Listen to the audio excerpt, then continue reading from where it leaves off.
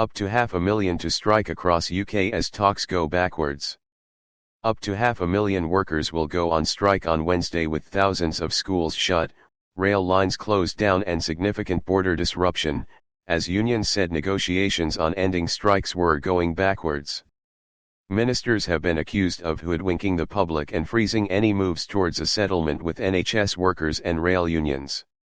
Government sources privately conceded that optimism at the beginning of the month about bringing an end to strike action had faded. Subscribe our YouTube channel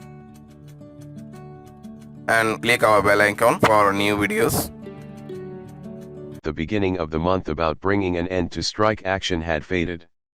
The coordinated series of strikes involves teachers, civil servants, border force staff and train drivers, with the government telling people to brace for significant disruption.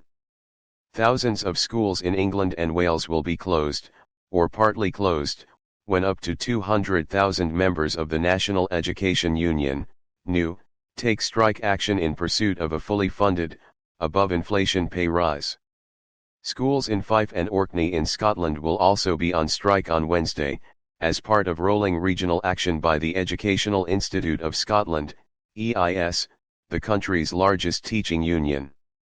The NU has predicted that 85% of schools will be affected, with one survey suggesting that up to 1 in 7 schools will be closed to all pupils, rising to a quarter in London.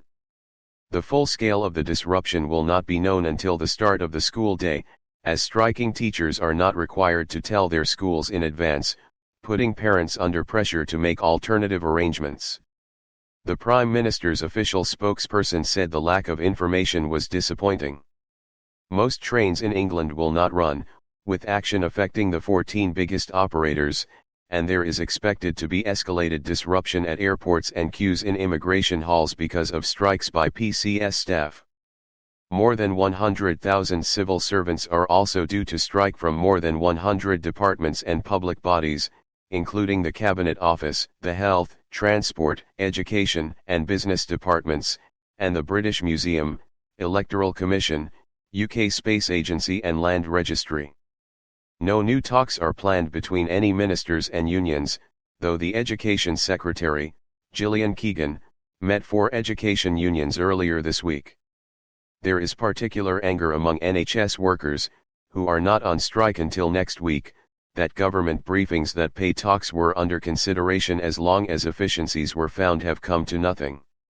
One senior health union source said the government had stonewalled all offers of subsequent meetings. Sunak's spokesperson said of future talks that he was not aware of any currently being planned. Talks to avert strike action collapsed on Monday, and although the news said it was keen to reopen negotiations to avert strikes planned for later in February and March, there seems little hope of a breakthrough, with the Treasury in effect blocking progress. Mary Busted, new Joint General Secretary, said, "This is a government that does not understand the role of unions. It does not understand that at the end of the day they will have to negotiate. At the moment they are not coming forward with an offer. We have 27 days until the next day of strike action. We are committed to use that time to negotiate a resolution to this dispute. We ask the government to show the same commitment." The train drivers' union said efforts to settle the pay dispute had now completely stalled before the strike on Wednesday that will bring much of Britain's railways to a halt. Simon Weller, Assistant General Secretary of ASLEF, said drivers were further away than ever from a resolution. He told 24newsread.blogspot.com, "Unfortunately things have gone backwards by some measure." Weller blamed the breakdown in talks on an initial offer that the Rail Delivery Group, representing train operators, immediately released last month to the press before the union could see it. "That broke all the confidence we had with the negotiating process, the protocols, and the problem is they painted themselves into the corner." He said that the offer and strings attached meant it was designed to fail. As well as angering union leaders, the move had backfired as drivers were infuriated by the details of the deal, he said. "We did a webinar last week with 1,000 members. The questions were, when are we going to up the ante? They are really angry," he said. "Passengers have been told to check before travel, with no trains running at all on most intercity and urban commuter routes, as the ASLEF union starts the first of 2 days of strikes this week. A further 24-hour stoppage will take place on Friday. Of 14 operators in England, only South Western Railway will attempt to run a normal service, while Greater Anglia, LNER, and GWR will run a skeleton service. About 600 military personnel are expected to be deployed on Wednesday to mitigate the effects of the strikes, most of them on border duties.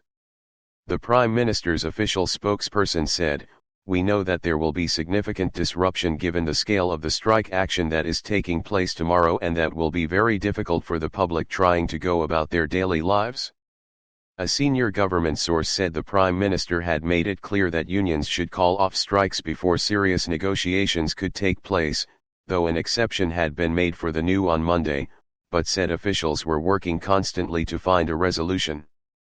For health and education unions, the source said it was clear that the current demands were unaffordable without major spending cuts or tax rises.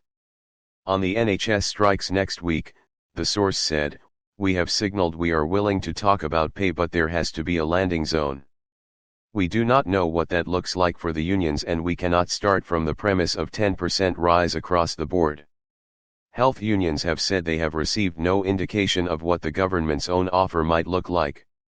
The Director General of Border Force, Phil Douglas, told an airport operators conference in London that the strikes could have more impact than those in December, when the army was deployed and queue times diminished only slightly. This time, Douglas said, "It's everybody out, all PCS members are full out on strike tomorrow." He said that without doubt there would be further strikes by Border Force, with the PCS mandate lasting until May. "I would expect them to use it." Border Force staff working in Dover, Calais, Dunkirk, and on the Eurotunnel entrance in France will strike during half-term, the PCS union announced on Tuesday night. In the first industrial action at seaports during the current dispute, the action is expected to affect more than 1,000 officers on 17, 18, 19, and February 20. The action will be the first during the current dispute to affect UK ports and could cause chaos during school holidays. The port strikes will not affect those Border Force officers working with new arrivals by small boats at Western Jetfoil and Manston processing centres. NHS strikes are expected to escalate next week, taking place every day except Wednesday, and will include ambulance staff, nurses and physiotherapists. Unions were further angered by the NHS Pay Review Body Chair, Philippa Hurd, disclosing that the Department of Health and Social Care had yet to submit evidence before the next pay round beginning in April, nearly 3 weeks after the deadline. Unison, the largest health union, said it will announce strike dates running into March, which are likely to affect double the number of health trusts and include the whole of England's ambulance service. The union's head of health, Sarah Gorton, said ministers were fobbing off the public by pretending they were working towards the settlement. "There are no pay talks, and the Prime Minister must stop trying to hoodwink the public," she said.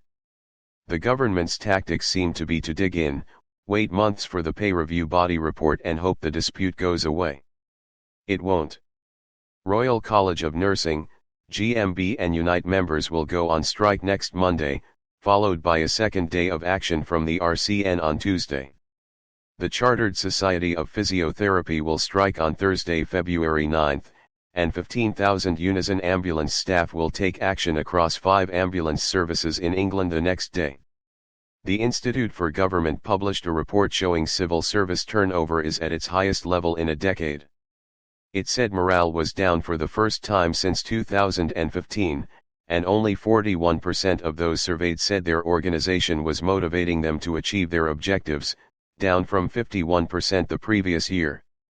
Health, Sarah Gorton, said ministers were fobbing off the public by pretending they were working towards the settlement. "There are no pay talks, and the Prime Minister must stop trying to hoodwink the public," she said. The government's tactics seem to be to dig in, wait months for the pay review body report and hope the dispute goes away. It won't. Royal College of Nursing, GMB and Unite members will go on strike next Monday, followed by a second day of action from the RCN on Tuesday. The Chartered Society of Physiotherapy will strike on Thursday, February 9, and 15,000 Unison ambulance staff will take action across 5 ambulance services in England the next day. The Institute for Government published a report showing civil service turnover is at its highest level in a decade. It said morale was down for the first time since 2015, and only 41% of those surveyed said their organization was motivating them to achieve their objectives, down from 51% the previous year. Of those surveyed said their organization was motivating them to achieve their objectives, down from 51% the previous year. Subscribe our YouTube channel and click our bell icon for new videos.